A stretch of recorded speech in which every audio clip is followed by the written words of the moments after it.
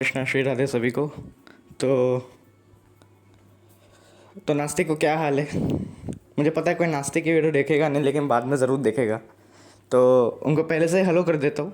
हाँ, आपको पता है कि एक बहुत फेमस थ्योरी है एवोल्यूशन। एवोल्यूशन बोला जाता है, वैसे तो कई सारे साइंटिस्ट ने इसको खंडन कर दिया है इस थ्योरी को, लेकिन फिर भी हैरानी की बात है कि आज भी हमारे स्कूल के एनसीईआरटी बुक्स में या किसी भी सिलेबस में पढ़ाया जाता है कि कैसे बंदर से इंसान बन गया।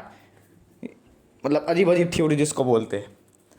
तो आज हम इसी चीज़ को देखने वाले कि कैसे बंदर से इंसान बन गया, या होता क्या है हमें पता लगने वाला है। तो ये जो दो कौड़ी के जो नास्तिक होते हैं, ये हमेशा एक ही चीज़ बोलते हैं, एवोल्यूशन एवोल्यूशन एवोल्यूशन। तो आज मैं इनके एवोल्यूशन की जो बुक है on the origin of species, ये जो चार्ल्स डार्विन जी ने जो लिखी है, हमारे डार्विन भाई ने, तो उन्हीं के बुक से उन्हीं का खंडन करते हैं। आइए, तो शायद आपको ये दिख रही होगी, ये उन्हीं के पीडीएफ से लिया गया है।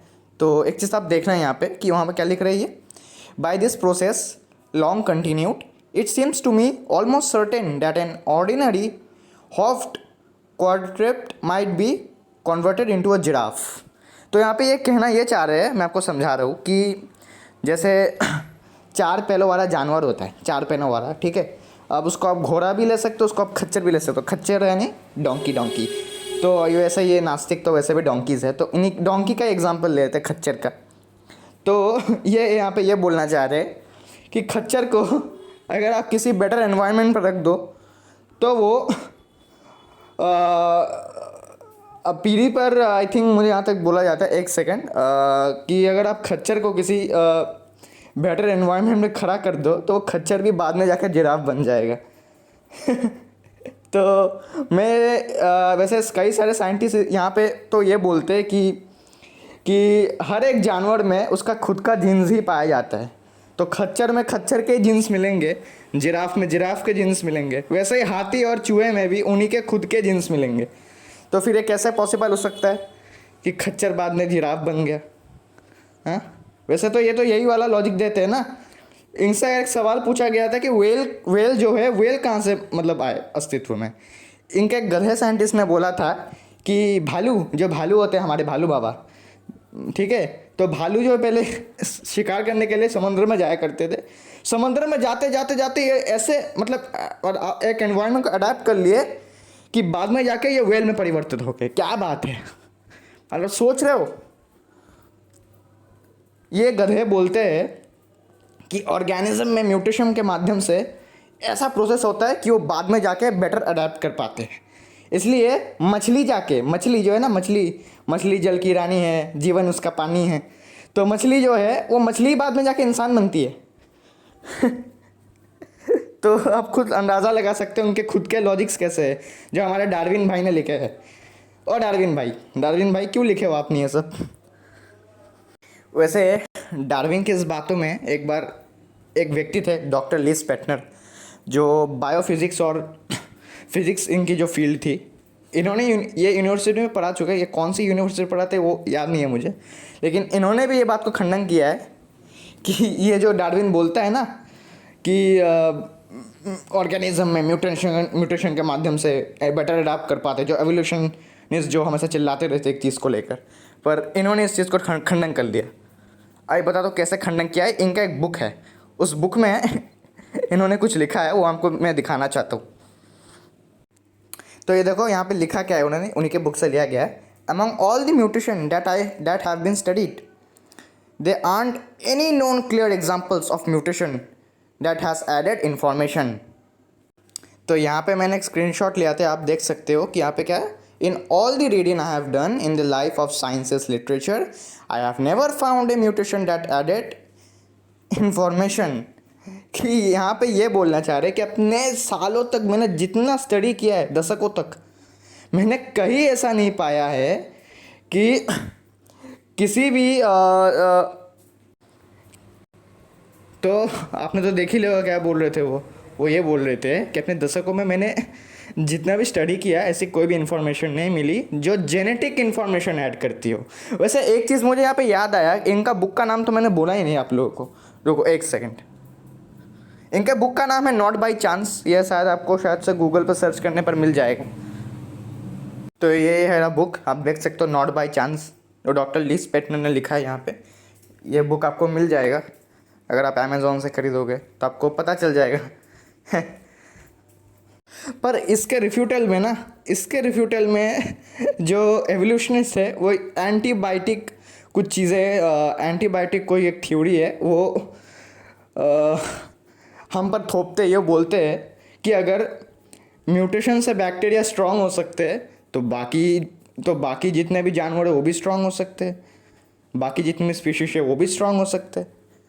ये इनका मानना है ये, लेकिन डॉक्टर लीस पेटनर का ऐसा नहीं मानना है।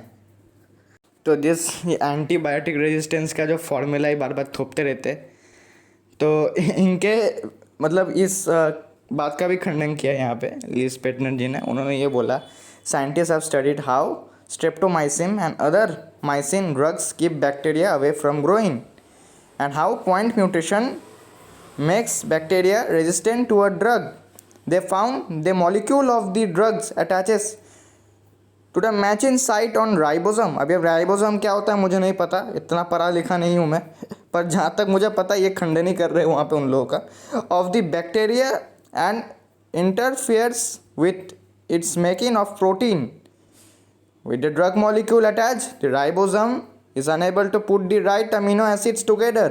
When it makes protein, it makes the wrong proteins. It makes proteins that don't work. The bacteria that can't grow, can't divide and can't propagate. तो फिर यहाँ पे लिखते हैं, a point mutation makes the bacterium resistant to the streptomycin by losing information. If a mutation in the bacterium should happen to change the ribosome of the site where the streptomycin attaches, the drugs will no longer have to place to which it can attach.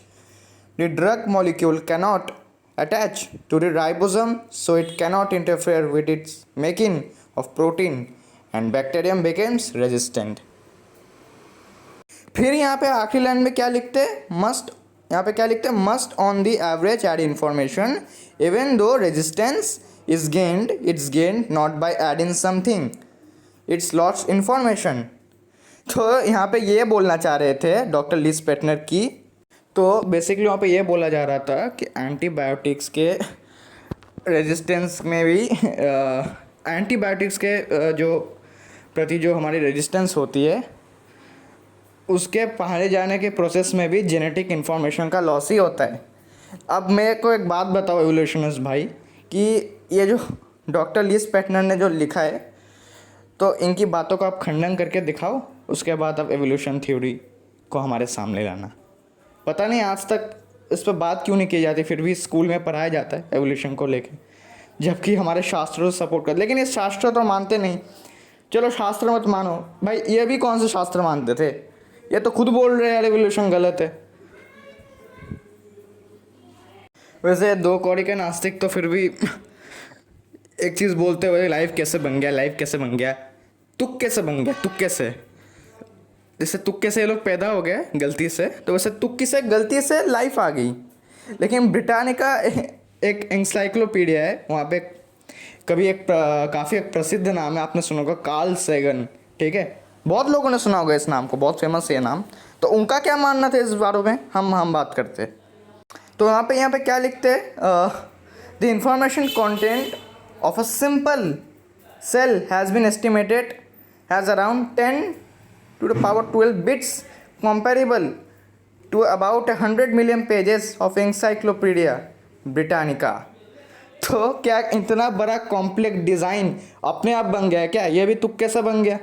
हाँ क्यों evolution भाई, बोलो तो। वैसे पता है मुझे, अब तुम लोग क्या बोलोगे एवोल्यूशन भाइयों, मुझे पता है तुम लोग क्या बोलोगे। तुम ये बोलोगे कि 1953 में तो डॉक्टर स्टैनली मिलर ने वाटर, फिर तुम्हारे अमोनिया, फिर मीथेन, इन सबको एक साथ मिला के लैब में एक एक्सपेरिमेंट किया और कुछ हफ्ते बाद उसमें से अमीनो एसिड्स निकले। पर गधो एक बात बताओ, उस एक्सपेरिमेंट से अमीनो एसिड्स निकले, कुछ और नहीं निकला है। ये उछलते रहते हो ऐसे, ये जो बड़े बड़े हवाले देते रहो ना तुम लोग कि हमारे स्टैनली मिलर ने अमीनो एसिड्स बना दिया, अमीनो एसिड्स बना दिया। पर गधो एक बात बताओ, तुम बोल रहे थे ना कि इन सब चीज़ों को जब वाटर, फिर अमोनिया, फिर मीथेन, इन सबको मिलाकर तुम लोगों ने अमीनो एसिड बना दिए, उस पर इलेक्ट्रिक स्पार्क किया गया, कुछ हफ्ते बाद अमीनो एसिड्स निकले उसमें से। पर अमीनो एसिड्स निकले, लाइफ नहीं निकले वहाँ से, उछलते रहते हो, अमीनो एसिड्स बना दिए हम लोगों ने, गधे। जैसे कि आप सब जानते ही है कि जो हमारे साइंटिस्ट थे एक फ्रांसिस क्रिक, ये एक ब्रिटिश मॉलिक्यूलर बायोलॉजिस्ट है। तो इन्होंने एक बुक लिखी थी लाइफ इटसेल्फ में। तो वहाँ पे ये बोलते हैं कि कहते हैं कि एक सिंपल लिविंग ऑर्गेनिज्म में लगभग 2000 से भी ज़्यादा अटेम्प्ट्स होते हैं जो एक प्रिसाइज 3 डायमेंशनल के अरेंजमेंट में ज़्यादातर रहते हैं। तो इस मॉलिक्यूलर कॉन्स्ट्रक्शन को अचीव करने के लिए लगभग एक करेक्ट ऑर्डर में अमीनो एसिड्स जो है उनकी अरेंजमेंट की चाहिए, आवश्यकता होती है। यहाँ पे ये बोल रहे हैं this is conventionally written 20 to power approximately equal to 10 to, अगर आप 10 के पीछे 60 जीरो लगा दो तब जाके ऐसे संभावना बनती है कि उनमें से एक शायद से बन पाए। वैसे ज़्यादातर तो होती नहीं है। जैसे आप यहाँ पे देख सकते हो, यहाँ पे दिस इज़ कॉन्वेंटली रिटन कि 20 के बाद अगर आप अप्रॉक्सीमेटली इक्वल टू 10 के बाद अगर आप 60 जीरो लगाओ तभी एक जाके एक चांस बनता है, वरना नहीं बन पाएगा। मुझे समझ में नहीं आता, मुझे PDF मिला तो मैं समझा रहा हूँ, ठीक है। जिसका इस पेज में एक अच्छे से यहाँ पे बताया गया है कि यहाँ पे ये बोला जा रहा है कि consider a paragraph written in English. This is made from a set of absolute 30 symbols, letters, फिर यहाँ पे लिखा गया है पंचुएशन मार्क्स। फिर वहाँ पे बोल रहा है कि a typical paragraph has many letters, has typical protein, has amino acids. Every billion monkeys, 1 billion typewriters, every typing correctly, even one sonnet of Shakespeare during the present life time of universe.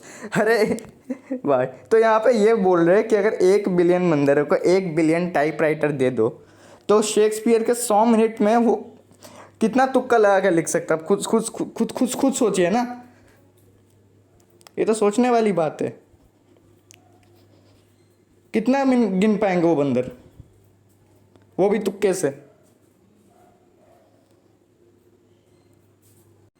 तो बोलो नास्तिक भाई, क्या करें हम? 1 billion बंदरों को एक बिलियन टाइपराइटर दे दे, आपके शेक्सपियर के 100 मिनट को तुक्के से कितना गिन पाएंगे फिर ये लोग? और कैसे संभव है वो भी सोचने वाली बात है। फिर हम आगे बढ़ते हैं, जो लास्ट चीज़ है। फिर देखो यहाँ पे पेज नंबर 53 में क्या लिखते हैं यहाँ पे, life from the point of view is an infinitely rare event and yet we see it teeming all around अस।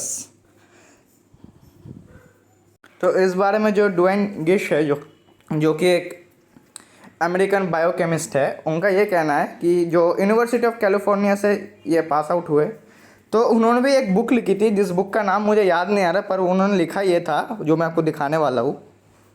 वहाँ पे ये लिख रहे हैं, there would be not a slightest chance that a single one of the 10 to 24 monkeys, trillion monkeys would have tied a pre-selected sentence of 100 letters without a spelling error even once। ये मैं नहीं कह रहा हूँ, ये Dwayne गिश कह रहे, उनसे जाके पूछो। तो अब क्या बोलोगे नास्तिक को, या फिर एवोल्यूशन जो आप थ्योरी देते रहते हो, बार बार थोपते रहते हो सर पे, अब आप क्या बोलोगे इस चीज़ पर? बहुत तो साइंस करते रहते हो। देखो यहाँ पे मैंने शास्त्रों से कुछ नहीं बोला, देख सकते, मैंने शास्त्रों से कुछ नहीं बोला, एक भी शास्त्र कुछ नहीं बोला मैंने यहाँ पे। तुम्हारे साइंस के बुक से ही तुम्हारे साइंस का खंडन कर रहा हूँ। वैसा खंडन वंडन नहीं कर रहा हूँ, वैसे मैंने तो कुछ किया नहीं, मैं तो बस दिखा रहा हूँ, ठीक है। मैंने कुछ नहीं किया, ठीक है, मैं बस बोल रहा हूँ। तो अगर हिम्मत है ना तो पहले इनको जवाब दो, मुझे नहीं दोगे तो भी चलेगा। मुझे पता है तुम लोग नहीं दे पाओगे, क्योंकि तुम लोग तो भाई बंदर के वंशज हो, होमोसेपियंस की औलाद हैं। वैसे मैं एक चीज़ बोलना चाहूँगा यहाँ पे कि जो नास्तिक होते हैं ना, नास्तिकों का संग करना बंद कर दो, सभी भक्तों से कह रहा हूँ, क्योंकि नास्तिक होते ना बड़े गिरे हुए प्राणी होते हैं, एक नंबर के,